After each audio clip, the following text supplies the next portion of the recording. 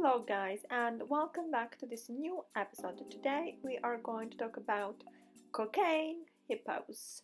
Yes, you have heard me correctly. We are going to talk about cocaine hippos. And no, this is not an episode on hippos doing cocaine or cocaine doing hippos. Also, that would be kind of weird. But no, we are going to talk about what is known worldwide as cocaine hippos. So, let's trace this story back to its origin.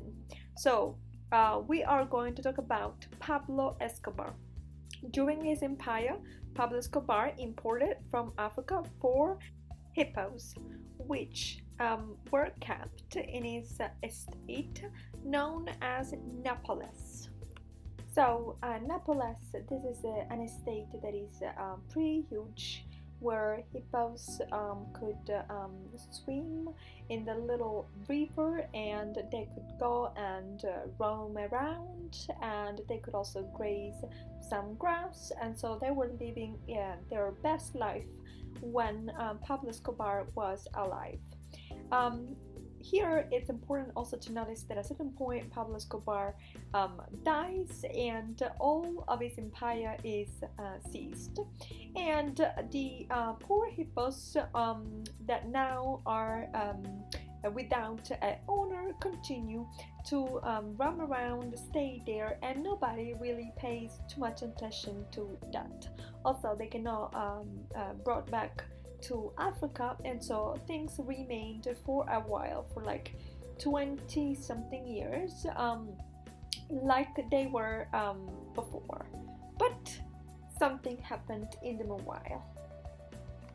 And what happened here is very simple, in the sense that the hippos are animal, and so they multiply themselves. So nowadays we have 300, and probably those 300 will be 1,400 in or by 2040. So now, honestly, having hippos roaming around in the garden is not exactly like having your cat or your personal dog just running around, because those are not domesticated animals.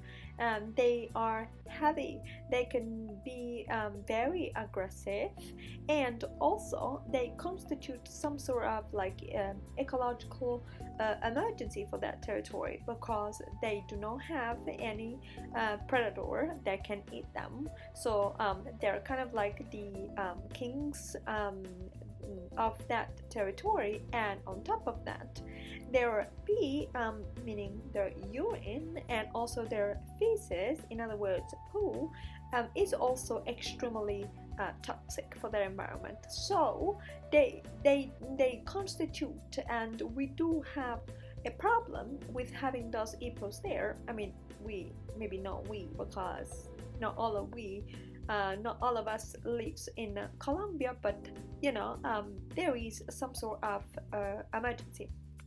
Now, because of that, scientists have thought of a plan.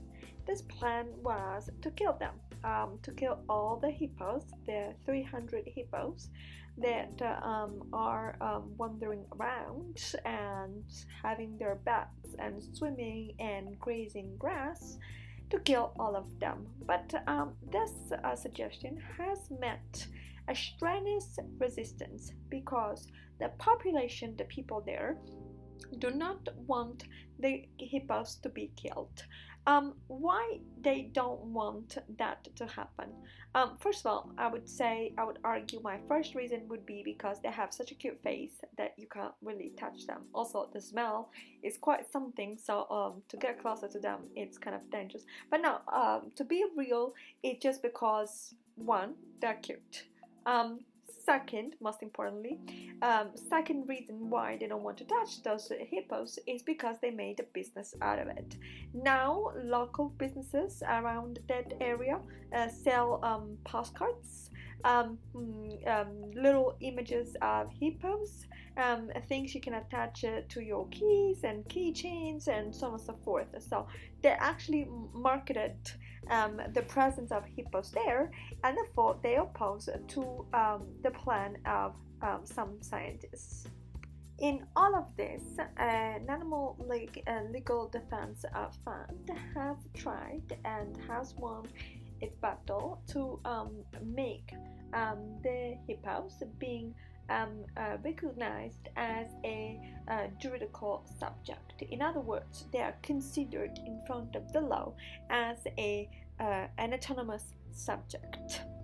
But this all happened in the United States, and specifically in a Ohio court where the judge Karen Lichtovitz ruled in favor of recognizing the hippos as a subject that does require some sort of defense, and so she ruled that they actually can be considered as any other person. Legally, they do have the right to defend themselves, and that is seen as a positive thing because now they do have rights to advance. But again, all of this happened in the States, so the United States, do not have a jurisdiction over to what happens in Colombia. One of the reasons why we are mentioning this here is because this might have just put some pressure on the Colombian government, and now while we are recording this video, some Colombian scientists have begun to shoot some contraceptive known as gonagon into some hippos. Now, up until this moment, gonagon has been given to 24 hippos, so the question of is this like a viable solution remains, and therefore the dilemma is yet to be solved. So guys, I want to know your opinion, so please let me know, comment below.